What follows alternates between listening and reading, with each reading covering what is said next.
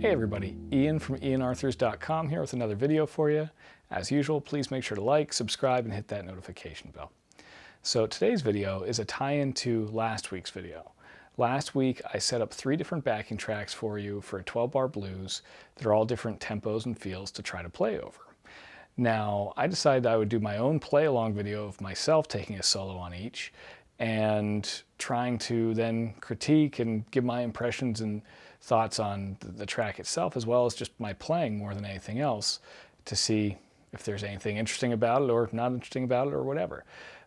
So I'm going to have you watch that, which I have some comments, just put it in text form so I'm not interrupting the video, that you can read as you're watching it, or you can just listen to it either way, and then I'm going to give you my overall impressions after that.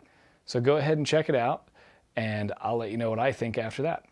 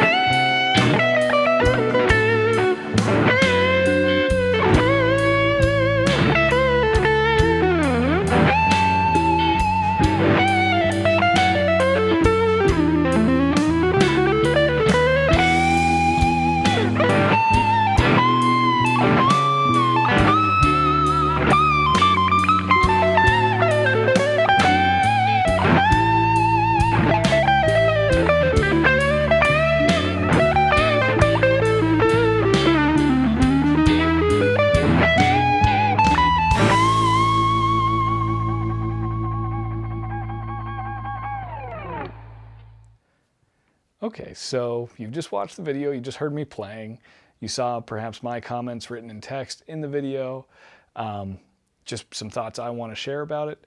First off, I love playing over a slow blues. Slow blues progressions, that tempo, that feel, that 12/8 feel, it's one of my all-time favorite things to play over. I think it feels really good, there's a lot of time and space to work with, and yeah, I love it. I love the progression. I think I started as a blues player and probably am still most comfortable as a blues player, though I do play a lot of other stuff these days, but I probably am first and foremost always a blues player who dabbles in other things. So that's first and foremost, just the progression, the tempo itself, feel very comfortable with that. What I liked about my playing, in the beginning, I really liked I like the volume swell approach. I like that where I'm putting a lot of space in my phrasing and letting things kind of build and come to me.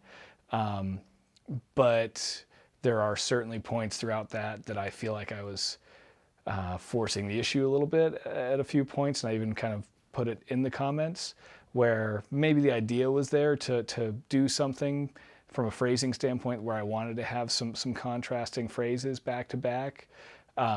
But I didn't always love the execution, and that's probably normal for anybody, but it's just one of those things that wasn't perfect, of course, but that was just the idea. It's funny, one thing I don't like, but I understand, I feel like I slip into like some muscle memory style things a fair bit here and there, just like pentatonic type licks. And there's nothing wrong with that. There's nothing wrong with pentatonic licks. But I feel like the way I use them is they're like placeholders in the phrase almost, instead of like a part of my story arc, if that makes sense.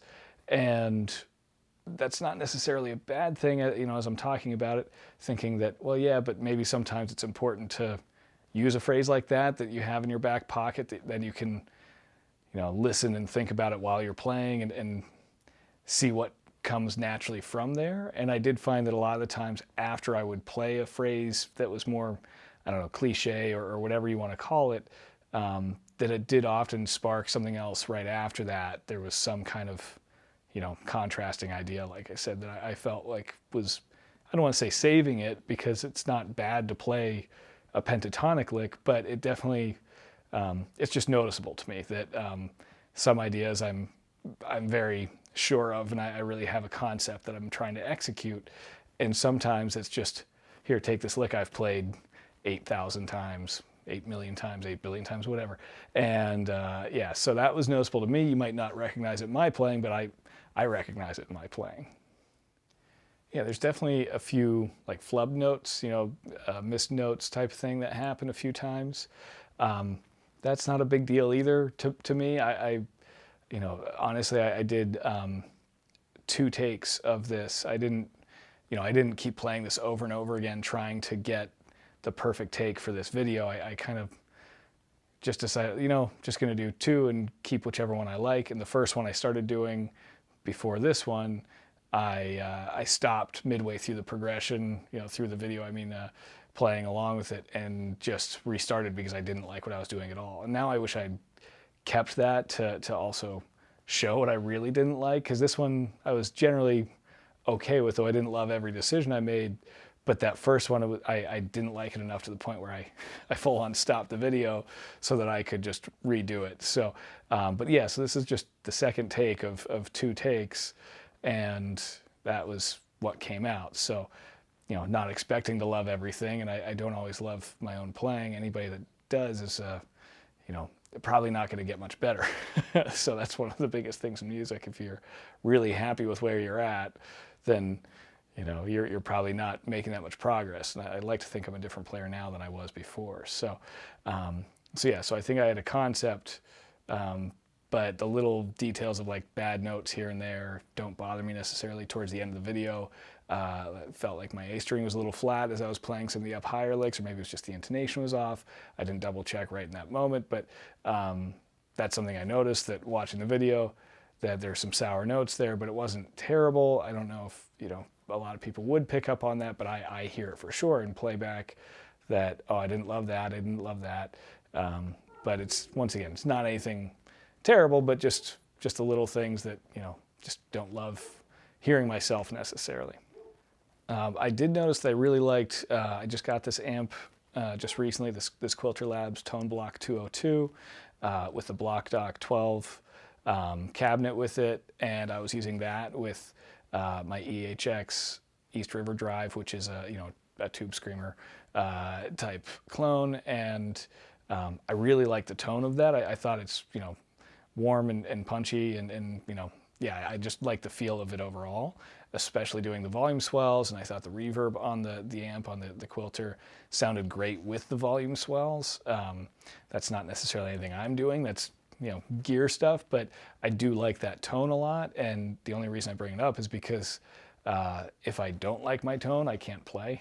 I'm not able to play well if something doesn't sound good. So yeah, so that's sound wise, I think kind of what I like to, the space I like to operate in is kind of that warmth and slightly overdriven tone, but still a lot of clarity. And I think that the combination of the two worked well. I think it did that, which was cool, because this was literally, I've had the amp for a few days and just kind of playing around with it. So I think it achieved that pretty quickly, which is cool. I'll also have to mention too, my PRS Custom 24 is my favorite guitar to play. I love it. I think it always sounds great, and it's what I use when when I'm really trying to play or record or whatever. If I'm doing something more seriously, like a blues rock type tune, like I always go to it. It's just my go-to guitar for that kind of style. So, so that was my easy choice for that. And, you know, once again, the combination of all three of those things, the pedal, the amp, and the guitar, I think really hits a sweet spot for what I like. Yeah, if I were doing more takes, I would definitely change some things, but once again, not the overall concept. I like building my solo in a logical way of starting with a lot of space and trying to increase my intensity as I go.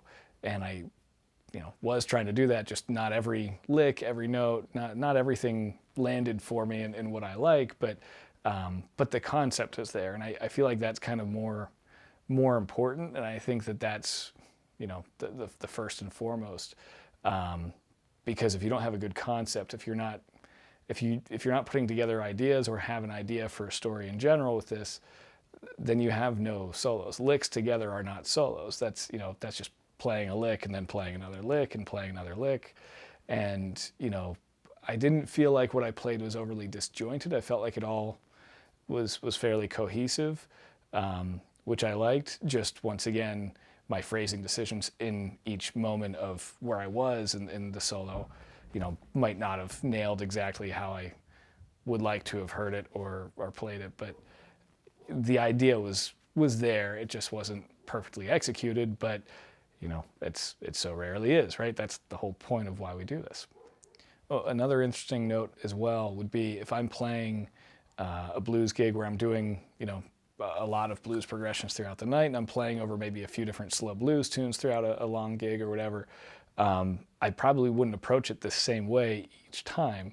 I like the concept of it isolated here in one try, but if I'm playing a gig and I have 3 slow blues songs, I would hope that I would approach it differently each time, and just go for something else. So I do the volume swell thing a lot. I really like that kind of approach, and what it brings texturally to the music, but I wouldn't use it on every single slow blues I would play, because then, okay, even though song by song you're looking at the phrasing and the overall story arc, if you're playing a gig or playing on an album or something like that, okay, now the body of work, you're looking at the whole thing instead of just one song. And so therefore, I feel like I would have to change things and do things a little bit differently. And it's funny because sometimes those decisions will lead to decisions you don't like as much, but I really think that variety is important in this case, that even if you don't love every little thing about your approach or how you do it, I think you need to be interesting. I think you have to play in a way that's maybe not expected for people. And if you play in a very expected way, if every time I took a solo over a 12-bar blues like this, I played the same concept of a solo there, I think by the end of the night, people are going to be pretty bored with each solo. even if the execution gets better each time, I still, at that point, I'd rather do something different and let the execution suffer maybe a little bit. Maybe I don't play exactly what I want note for note, but I'd rather have a good idea than I would hit every note perfectly. So that's my take on it. Kind of my philosophy with music in general is it's, I'm not going to play perfectly, and I don't care about that. But if I can just have a concept and try to put that forth the best I can, then I'm generally happy. It's just if I get too hard on every single note, I'm never going to play. And I think every musician does do that. I think everybody goes through phases of really, being a harsh critic of yourself to the point of, I don't like this, I don't like that, I don't like that. And I get it. I've certainly been that way over the years, and I'm sure will be that way again. But right now I'm trying to more go for an overall big picture than I am, lick by lick being, perfect. That's not really what I care about at the moment. And I hope I live in that space for a while, because it's a better headspace to be in.